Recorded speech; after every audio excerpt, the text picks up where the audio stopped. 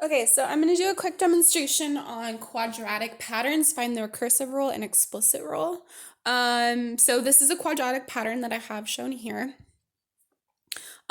So thinking about how it kind of connects to linear. If it was a linear pattern, between each of these numbers would be the same value. It has the same common difference. Now, if this was exponential, you would multiply from one to the next to get the same value. Now, neither of those work in this case. Now, here's what you do for a quadratic. We are going to look at the first difference. So between 0 and 4, your difference is 4. Now, we're going to quickly kind of make a table out of this. So it's going to go to the second of the two. So our difference is 4. Between 4 and 16 is going to be 12. Between 16 and 36, the difference is going to be 20. And between 64 and 36, the difference is going to be 28. Now, looking at that, this would tell you if it was linear if all these were the same, which they're not.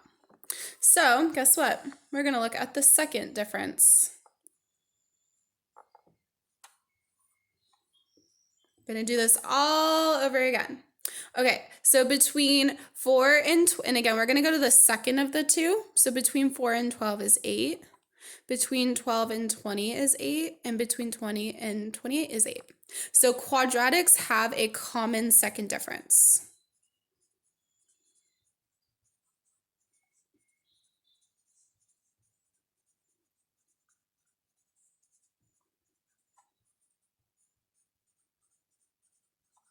Versus linear that has a common first difference.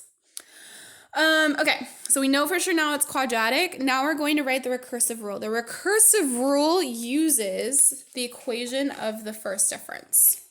Okay, and that's why we had to line it up really nice and easy. So this is a linear pattern. And we're going to write it in the form of y equals mx plus b. So the slope, the m value, that's going to be 8 because that's the change in every single one of those. Okay, the b value is the 0 first difference. Now the 0 first difference, you notice, is blank. So we've got to go backwards to figure that out. So these are all changing by 8. So if you change by 8 and go backwards, that's going to bring us to -4. So that's going to be our b value. Okay, so let's put that all together in the correct format. We're going to use the same format we used before. So it's going to be f of n equals f of n minus 1 plus, and then now we're going to write our linear equation. So our b is 8, or our m value is 8, n minus 4. So that's the linear piece. And then we always have to state our first term. So f of 1 equals 4. And that's coming just right here. F of 1 equals 4. Okay, so that's the recursive rule. The explicit rule, this is a little bit tricky. For these are going to be really straightforward. We're going to use the basic n squared function to do this. So I'm going to create another column here. And I'm going to call this n squared. So 0 squared is 0, 1 squared is 1, 2 squared is 4, 3 squared is 9, and 4 squared is 16. The deal is n squared is the most basic quadratic. We call it the parent function. There's nothing more simple of a quadratic pattern than that pattern there. So what we're going to do, we know that this explicit rule is n squared. So we're going to compare it to these values. So how would we go from 0 to that 0?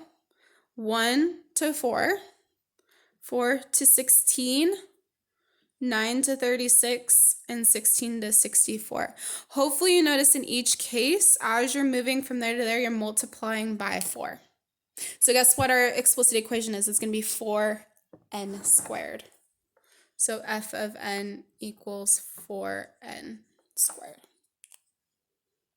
So that's that example. I'm going to run through another one really quick with you guys. Another example over here. This got erased. Same exact process that we're doing here. So what we're going to do is now we're going to find the first difference, and then we're going to find the second difference. And I'm just going to go ahead and draw in my table like I did before, so I keep myself really nice and organized. So between 2 and 3, the difference is 1. 3 to 6 is 3. 6 to 11 is 5. And 11 to 18 is 7. So then the difference between 1 and 3 is 2. 3 and 5 is 2. 5 and 7 is 2. So for the recursive rule, going to start with f of n equals f of n minus 1 plus our linear pattern. This is our linear pattern. Our m is our change, right? So it's 2, so plus 2n. And then we need to figure out what's going on up here for our 0 term. We need to go backwards by 2, and that's going to be negative 1. Okay, and then we also have to state the first term, which is 3. Or you can do f of 0 equals 2. Either one's fine. Now for our explicit rule, we want to compare again the perfect square numbers. So I'm going to write the n squareds again. 0, 1, 4, 9, and 16. I want to figure out how do we go from 0 to 2, 1 to 3, 4 to 6, 9 to 11, 16 to 18. Hopefully you see that they're all adding 2. So it's going to be n squared plus 2. So explicit is going to be f of n equals n squared plus 2. All right, there you have it. Explicit and recursive rules for quadratic patterns.